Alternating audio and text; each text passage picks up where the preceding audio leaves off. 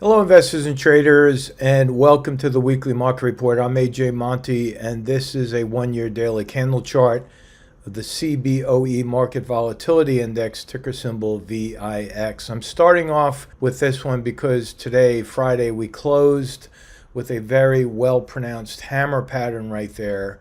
That's that little green body with that long shadow below the candle. And that is telling us that the buyers came in towards the end of the day. As we were watching this, the VIX was rallying right up into the close. And it's happening right on that 20 period moving average. Now, if you've been following along with my market reports, you'll know that I have kept this line in place since January back here, where I said we would go down, test that support, and then I put an end target of 41.88 on the VIX for March 24th. Now, while I'm not telling you there's a guarantee that the VIX will get that high by March 24th, it's not hard to see how the VIX is tracking that angle in the rally. And with that 20 period moving average acting as support, if you look to the left here, you'll see that that happens to also be a key role reversal, where back here we had resistance. See the long shadows above the candle? That's a shooting star. So we had resistance that's holding as support. It's that little zigzag. It's something that I teach. So you got to learn that pattern because it works both on the way up and on the way down. And so you have the zigzag here. When resistance is broken, it turns to support. And on the way down, it's the same thing. We draw the horizontal line. It comes down to support, bounces a little bit, breaks, and then turns into resistance. You see that? So these are more or less A, B, C, D patterns that give us key entry points and also exit points. And most especially, it helps us with managing risk. Now, again, that is a bullish candle for the VIX. So what does that mean for the S&P? I've said this many times, but for the most part, the VIX and the S&P 500 are inversely related. And yesterday, something very interesting happened where the S&P and the VIX both closed negative. The VIX didn't close up yesterday; it closed negative with the S&P. And so what we found is when that usually happens, I'm trying to look for the data that tells us how often that happens, but I'll tell you, it doesn't happen that often. And from my experience, when that does happen, it generally results in lower prices for the general markets across the board in the following week. So now we look at the S&P. Now last week, I said we would move down here. See that line? That end target was $420.19. Well, we hit that on Monday, continued through it on Tuesday, bounced a little bit here. See that? And then we wound up right at the target that I set last Friday. Remember, none of this data was here. It's just all blank, chart right there.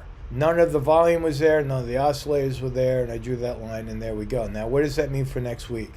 Well, look closely. As I magnify that, you'll see that that is a bearish engulfing candle. That is the most bearish candle outside of a Marubozu candle. But with that said, not only is it engulfing the previous green candle here, but it's engulfing the previous two green candles. So anyone who bought over the past few days are now losing money, and the market is threatening to take that profit from them. So again, what does that mean for next week? Well, it's unfortunate for those who are long, but very fortunate for our option traders who are short. We're most likely going to make money next week on the way down. Look what I'm doing. I'm drawing to the right as I look at the angles on the left. Right? I'm drawing that zip line in the same angle that the market is sold off here, and you look at the consistency, the market tends to sell off in that same angle.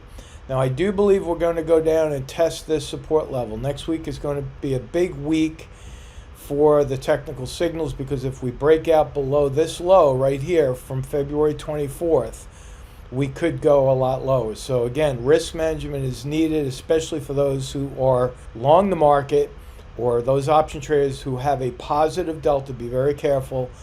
That is my forecast. So we'll have to wait until next Friday to see whether or not the spiders hit the 412.28 target. All right, now let's move on to the Dow. This is basically the ETF that tracks the Dow 30. We hit our targets from last week again, precisely on Tuesday. And look at that. On Tuesday, we had an inverted hammer, had a little bit of a bounce, came right back down.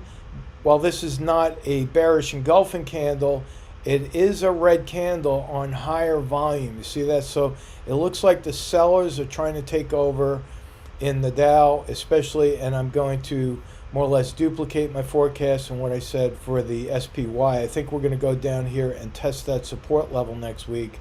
So I'm just going to extend that out just like that, with the angle being the same or almost the same what we saw this week. And my downside target for the diamonds is 322.83. That's DIA. Now let's hop to the Qs.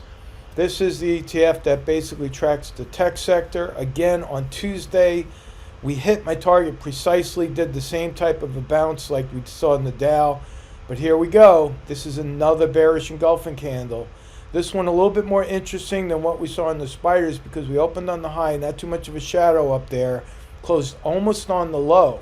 So not only is that a bearish engulfing candle, but we were literally pennies away from it being a Marabuzzo, which again, like I said before, is the most bearish candle. So you combine the most bearish candle with the most bearish combination of candles, and that only means watch out below. So next week, the Qs could actually drop below this low.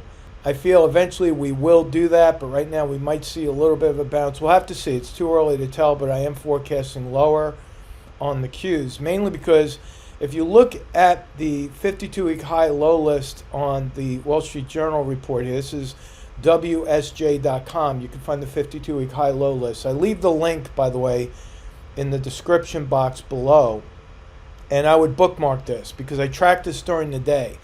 Now, at around 11 o'clock in the morning, the New York Stock Exchange was showing about a 3-to-1 ratio to the downside, meaning there were more stocks hitting a 52-week low than a 52-week high, and it was a 3-to-1. And then by the close, it was a 6-to-1 ratio to the downside. 58 stocks hitting a 52-week high. And look at that, 339 hitting a 52-week low. Pretty amazing. Now, look at the NASDAQ. It's even worse. On the NASDAQ, we have 55 stocks hitting a 52-week high. And this number is more dramatic with 467 stocks hitting a new 52-week low. So that's just about an 8.5-to-1 ratio for the NASDAQ market. And last time we saw that was last week right here. And so what happened? As a result of that weak breadth of the market, we saw lower prices. And this is something that you should be paying very close attention to, because I am getting more bearish by the week, especially with what's going on in Russia and Ukraine and price of commodities and oil and you name it. People are getting stressed out. I have to believe that investors are getting a little bit nervous and moving to cash. Maybe not all out selling, but definitely a lot more investors moving to cash, a lot more fund managers and market analysts getting more bearish. I did not call the beginning of the bear market, but on January 28th, I called the end of the bull market. And as we're seeing now, a lot more people are using bear market in their description of what we're seeing here. So again, I am making money on the way down as well as our members. And if you want to learn more about how to make money in the market, just plug into Market Rebellion. Look at some of my services. You can ask questions. It's fine. There's no high pressure selling anything. Money back guarantees all the way. If you don't like it for a week or a month, whatever, ask for your money back. And that's it. No questions asked. I want to make sure that people are making money and they're learning how to trade the markets using good risk management principles. So that is the Qs. Again, to reiterate, the downside target, 318.28. Now let's look at IWM. We came close to hitting my downside target from last week. Came real close on Tuesday. But guess what? I think we're going to do that next week. Here again, like the spiders, is a bearish engulfing candle that is engulfing the two previous green candles. So all I'm going to do is take that line, I'm going to duplicate it just like that, and I'm just going to move it on over, just like that. I'm duplicating the same angle, the length, duration, the whole thing. That downside target is 191.62 on IWM.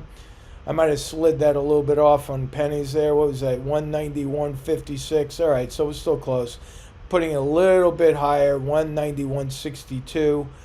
And that is going to be my target for next Friday. Next Friday is options expiration Friday for the March monthly options. We tend to have a lot more volatility around that time frame. So be really, really careful. Now, finally, if you are a member of Market Rebellion and you want a copy of my trading checklist, all you have to do is go to the member page right here as a member of Market Rebellion and click on the left-hand side, and you're going to see my trading checklist. It'll come up as a PDF document. It's more like a checklist that helps you determine, what the odds look like for a bullish or bearish trade, a long or short trade, whether it be options or equities. And you just go through the checklist. It's pretty easy. Learning how to read the charts is not rocket science. It'll take some practice, but as you do it over and over again, of course, the idea is to put the odds in your favor. And then when you're wrong, not if, but when you're wrong in picking the direction, you know how to get out with minimal loss. That's really a numbers game, and it helps you focus on the charts so that you're not getting psychologically involved or emotionally involved in that trade and start to make mistakes because you're holding on too long. So that's it for this week. You have a good weekend, and we'll talk to you next time. So long.